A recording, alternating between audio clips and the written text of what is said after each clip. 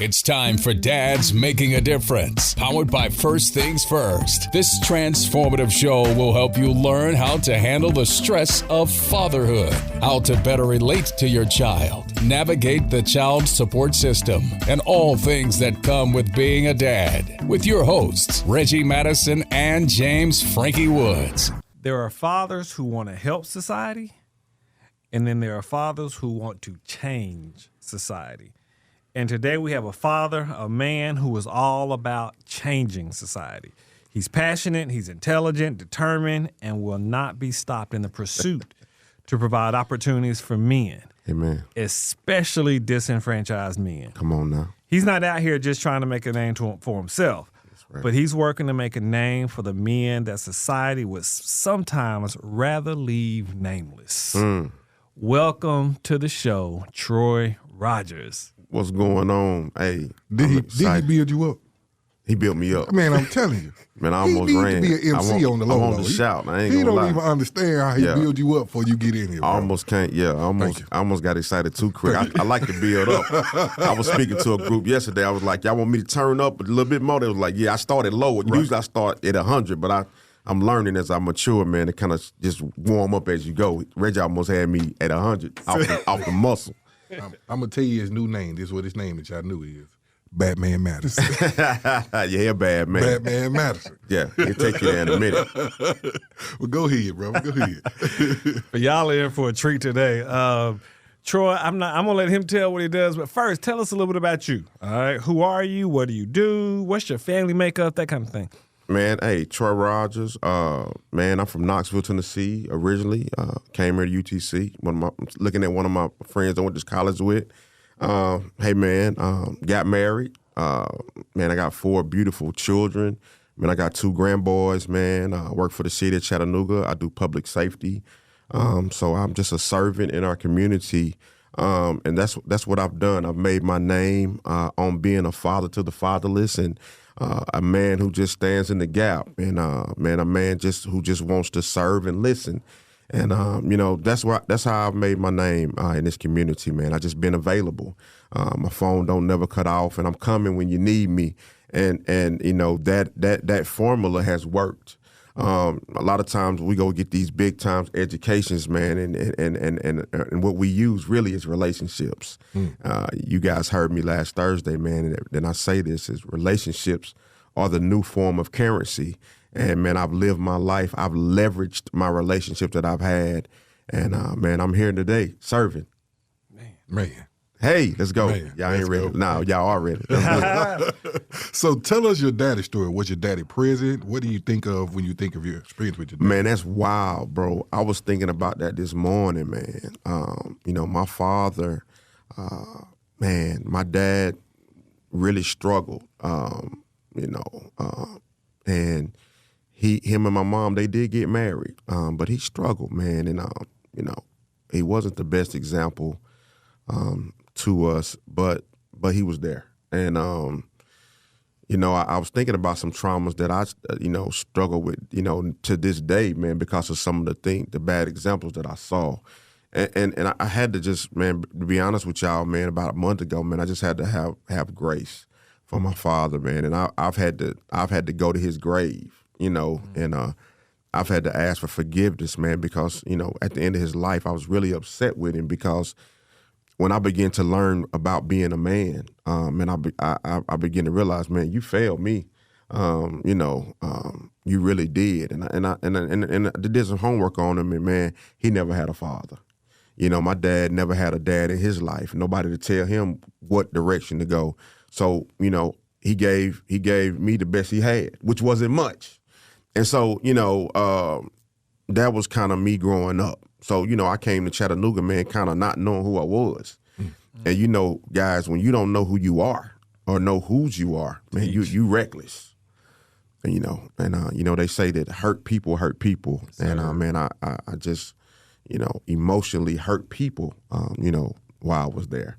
And, that's kind of, the story.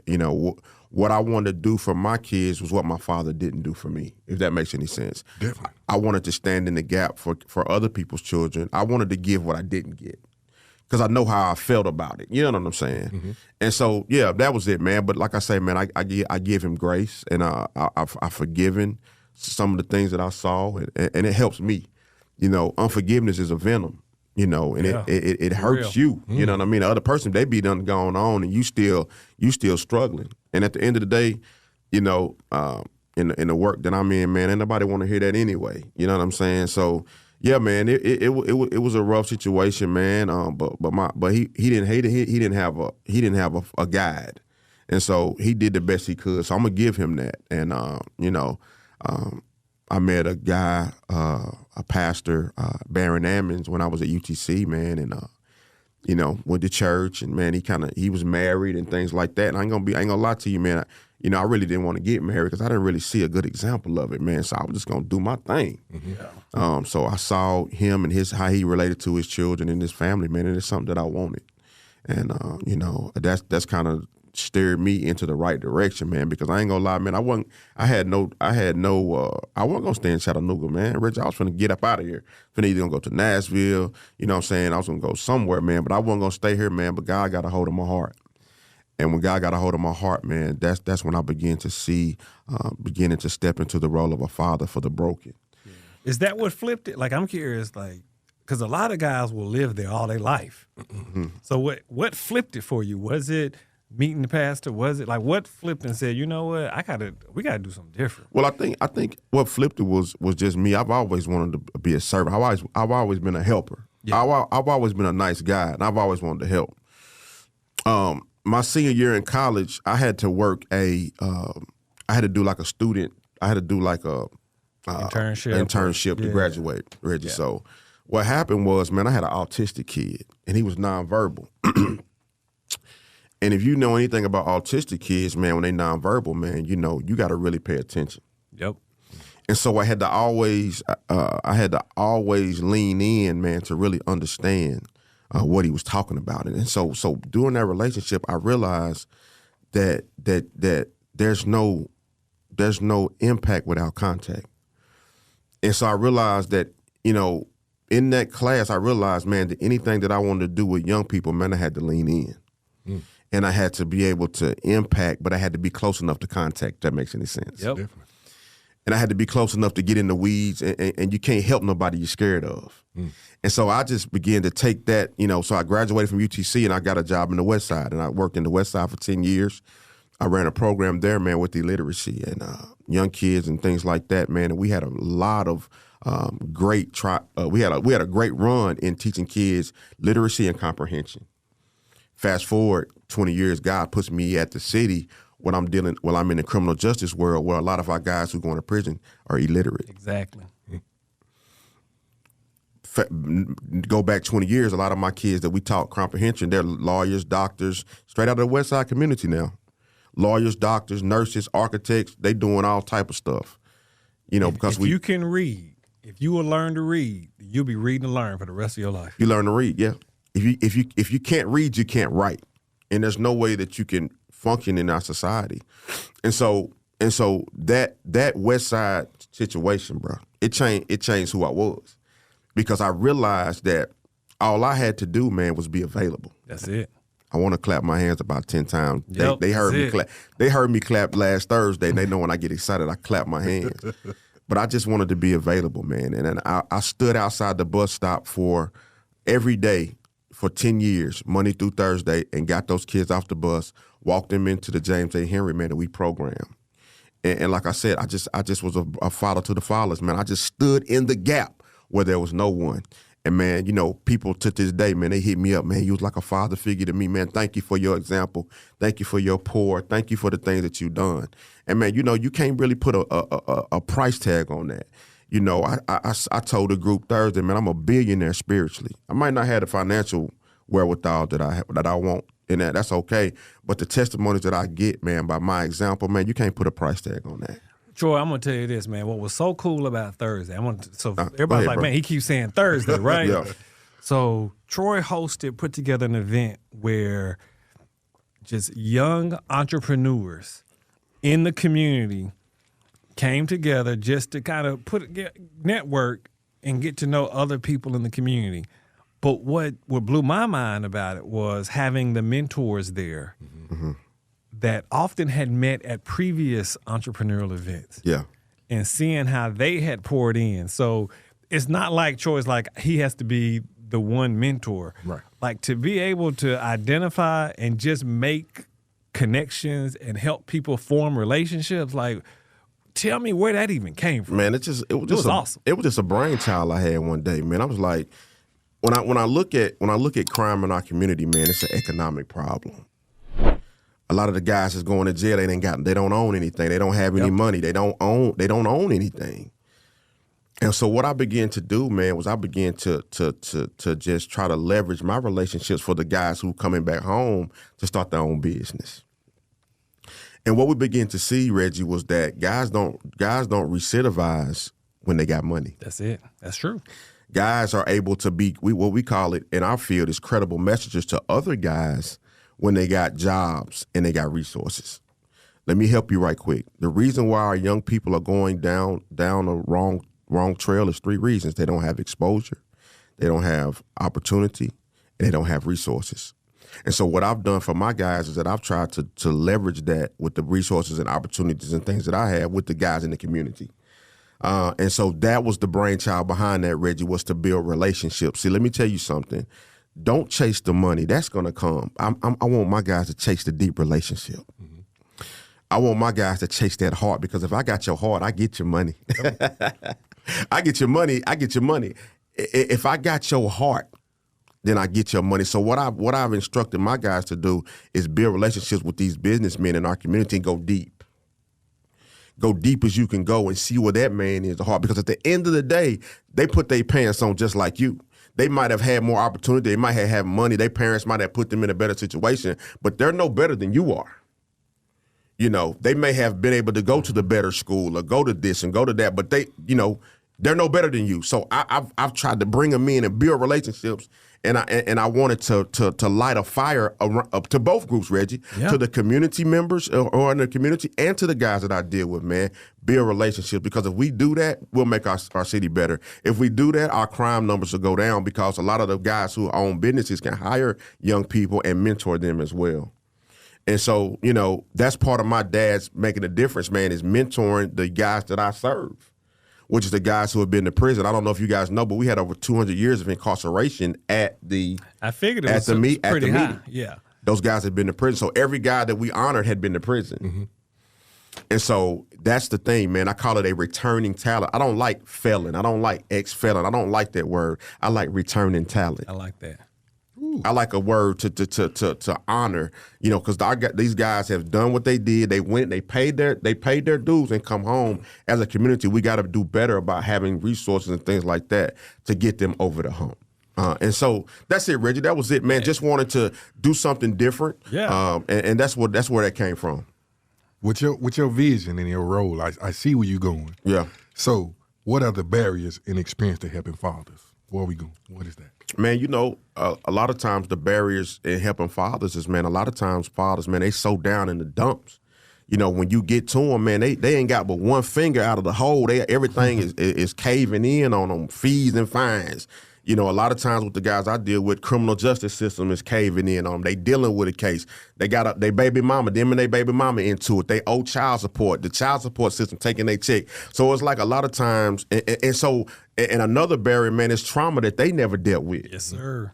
See, people don't understand, man, that a lot of times our dudes that we're dealing with, man, they've never been able to deal with trauma because they haven't used the right part of their brain. Mm. You know what I'm saying? When you use that part of your brain where you always in conflict, you never get to funnel and work on the one that's negotiation and talking and communication. So a lot of our guys are still traumatized from the things that happened to them.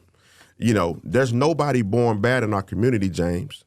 And people who commit crimes and murders, they're manufactured by the things that they didn't have growing up. And so a lot of times the barriers that I see, man, is just all of the trauma that they're going through. And sometimes, a lot of times they're not able to overcome it. And so that's the barrier that I see, bro. Just a lot going on and so much, like I say, it's so much damage already done, man. The guys don't even want to fool with it. So how are you getting guys to fool with it? Because guys don't want to fool with it. They scared to fool with it. So how you getting them to fool with it? Man, for me, it's the relationships. I build a lot of relationships, and I show them, man, hey, look, come on, bro, follow me, I got you. And the guys that I deal with is doing really well, man. I put a lot of time in. You got to play a lot of time in this. And so how I've got them over the hump, man, is I've showed them, hey, bro, I'm going to come through because, man, there's so many broken promises out here. I tell people all the time, hey, bro, in the community, if you get emotional about a situation, man, make sure you sit back and think about it, because the worst thing you can do is go to somebody and tell them you're going to help them, James, and then you don't show up. Right. Yep. All you do is reverberate the trauma that they've had since little kids. And so what I've tried to do in the community, man, I've just tried to be consistent, bro. I've just tried to show up and say yes. Present. And see, you don't understand by just your yes and showing up. Sometimes you ain't got to open your mouth. Sometimes you just got to show up and just let them know that you got their back. And so I don't know if y'all saw the first time I had my guy, I do the welcome. He had never done the welcome before. And so he wanted me to stand up there with him. I don't know if y'all, Reggie, you probably picked up, John, you probably picked up on it. So at the welcome, I stood up there with him. Yeah. Because I let you know, bro, I got your back. But you are going to step into this water because I need you to be uncomfortable. So a lot of times, man, we got to help people. We got to stay, James, you know it, Reggie, you know it. In this work, you better be comfortable being uncomfortable. So the enemy to success is being comfortable. So I just try to help those guys be uncomfortable. I try to get them speaking and doing I throw them out there, bro. But I'm right there with them, though. You know what I'm saying? Because I want them to experience things. My mentor, Pastor Ammons, always told me, if I'm worth my weight in mentorship, you should do better than me. Yes, sir. And so, opportunities that I have, I'll give them away, just so that a guy can get the exposure, opportunity, and resources to take care of his family. Message. Yep. Message. Man, yeah. I always say this, man. I'm intrigued by just being around brothers. Like when you say this is, I feel like I'm in the presence of kings, as we always say. They say, for you and Reggie to speaking to me, this is what I love to do. And so my next question to you is this: what are some of your greatest successes? Some of my greatest successes, bro, are seeing guys that I dealt with, man, getting married and, bro, and raising their family. Putting the pack down, man, and getting another job and being successful. You know what I mean? Like you said, the things that y'all doing, dads making a difference. Seeing my guys be fathers to their children. Yep. Seeing my guys come home from prison and didn't have custody of their kids, getting custody of their kids. Taking their daughters to the dances and showing up for their son's game and taking their kids on family vacations and getting on an airplane, doing things that they've never done with their kids and exposing them to greatness. So my greatest testimony for me, bro, is my guys texting me, telling me, that they're gonna be responsible. No more this, no more that, man. I'm gonna lock in on my family. I'm gonna lock in. I'm gonna do whatever I gotta do, man. The lights ain't gonna get cut off. I'm going to step up and be a man. So that's my greatest successes, bro, seeing guys step up to the plate. Because if you marry that girl and you do right by her and you do right by your children, your grandkids, man, you begin to leave a powerful legacy for your kids and your grandkids. People don't understand, man, that it's about generations. Because if you start a legacy right here with your children, then it's going to reverberate down to your grandchildren and your grandchildren. And so for me, James, the greatest success for me, man, is to see guys who I helped. I had a plan in raising, doing well right now in the community, making waves, doing stuff. One of the guys that we do the No Smoke Sundays, one of the guys, he got a food truck, man. He's like, hey, bro, you helped me back in the day, man, because you didn't play around with me, man, but you showed me tough love and you showed me what being a man was all about, man. Now I got the food truck and I got my family. I'm doing well, man. Thank you, man. So guys, I tell y'all this. I was talking to one of the guys before I left, man. I want y'all to understand something, man. Everybody's always watching you. Mm-hmm. So what is it that you're giving? What is it that you're giving when they're watching? And so I just tried to always be in position, man, to give a good example. Not perfect, make a lot of mistakes, man. I always get in trouble. John Lewis say stay in good trouble. So I stay in good trouble, but I've always tried to be someone who had a good example and give good information. So yeah, bro, that's my greatest success, man. Seeing guys come behind me and doing well. So what is underneath this passion, right? Like, what's the part that everybody doesn't see? What's your why? Well, my why is servants, being a servant. I'm a servant, man. If you come to my church, I may have a leadership role at the city, but you come to my church on Sunday, bro, I'm outside in the parking lot serving. I'm sitting people down in the church. Come on, man. You know, so I'm a servant, man. I ain't never got too big. I ain't never gonna be the dude that you can't approach and talk to.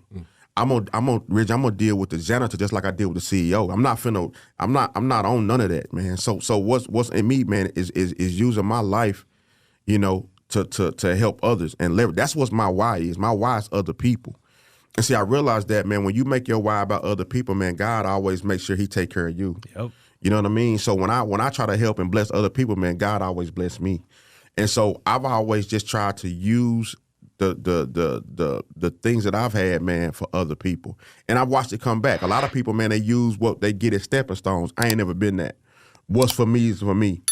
You know what I'm saying? I'm going to share. I remember when I was younger and we didn't have no money, we used to go to Buddy's Barbecue.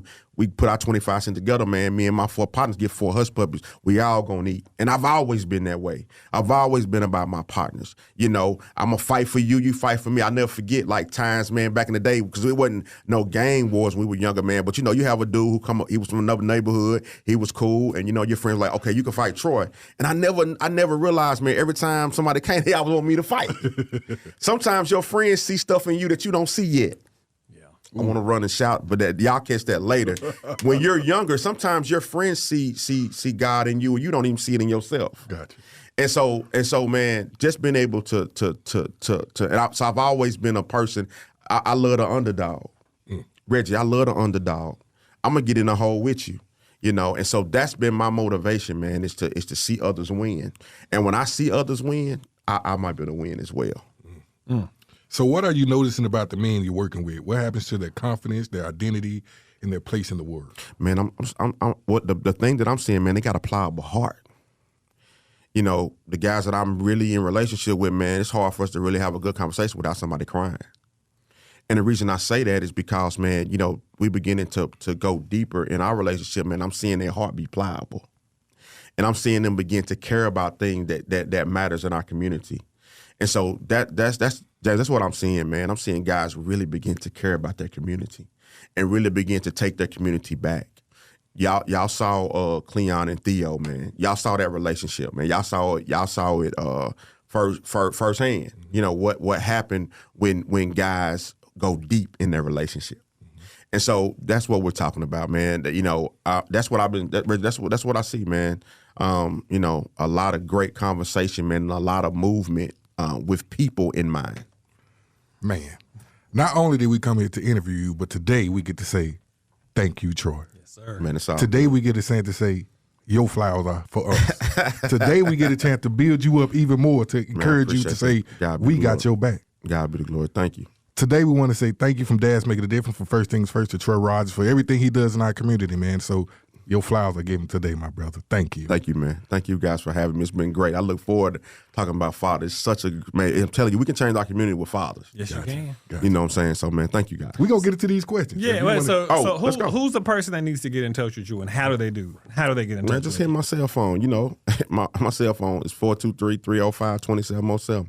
You know, if I don't answer, just text me. You know what I mean? You want to email me, trogers@chattanooga.gov. Man, I ain't hard to find. Just, you know, I would ask if I don't answer, just text me. Ooh.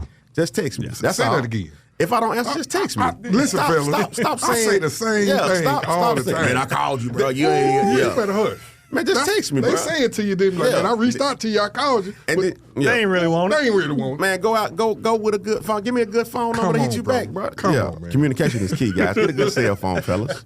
Go ahead, Reggie. Go ahead, Rich. Let's see how many of these we get through. What makes dads irreplaceable? Man, hey, the dads are irreplaceable, man. They're the ones who set the tone in a young person's life. They're for a man, for a little boy, he lets you know that you're okay, and then for a girl, she knows what to look for. So they're irreplaceable. So what is the funniest, craziest, most outrageous things you've ever done with any of your children? The let me see. Funniest, outrageous thing I've ever done with any of my kids. Man, I was so hard on them jokers, man. I'm just thinking now.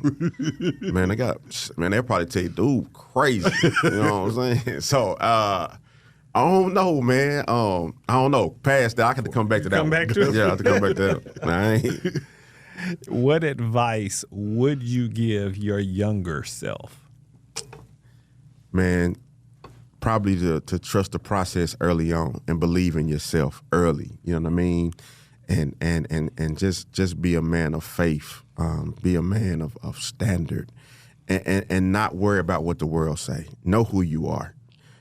Put your chest out and line up with the best in our community, regardless of what kind of money they got, their status. They live on Lookout Mountain or Signal Mountain, bro. You know, I'm right there with you. Probably know more than you do. And so, probably just, my younger self, man, I worked 2 jobs the whole time. So I probably wouldn't work as hard as I did because I was trying to take care of my family. So a lot of times I was not there. Mm-hmm. So James, probably trusting God more and just probably work 1 job. So I'll be home at night. I worked 2 jobs while I traveled. So I was gone for 11 years. So I was in and out of the city. So probably just work 1 job and just trust God for the rest. Yeah. The biggest barriers you see to fathers are non-traditional fathers. For my guys, it's just the criminal justice system. It's getting in trouble real early in their life and then just trying to work their way out of the hole. That's what happens for my guys. And then number 2, man, and then it's guys who have kids and then they don't marry the young lady. So it's dealing with the child support issue and back and forth. That's probably the biggest barrier. And then sometimes guys want to be good fathers to their kid, but they've made so much, they've done so much wrong and then they want to try to get right. Sometimes it can be, hard for them to turn the corner. Yeah. I hear that. How many kids do you have? I got 4. 4. Okay. 2 grand boys. What's the ages of the 4? Marcus is 30. Is he 30, 31? Marcus 31, Jalen 23, Genesis 21, Dallas is 19. All right. If you could provide them with any experience, what would it be? Man, any experience, man, probably man, think for yourself, be a critical thinker. Don't take no for an answer and question stuff. Question stuff. Just don't be okay with everything. So now's your time to share with Chattanooga what you got in the works, man. Put it out there. Let the world know what you got. Man, what I'm trying to work on now, man. Just give you guys a little data right now, man. In our community, juvenile crime happens from 3 to 7 o'clock Monday, Tuesday, Friday. So I've been asked by the leadership of the department that I work in under Dr. Chris Sands to do something in the West Side in the evenings. So right now I'm working on maybe doing something Monday and Tuesday. I'm doing the summer months in the evening time in the West Side community. Got a brain dump on Friday to get with some people, man, so we can come up with something, man. But I'm just trying to serve the community and be out and be more visible in the evening times.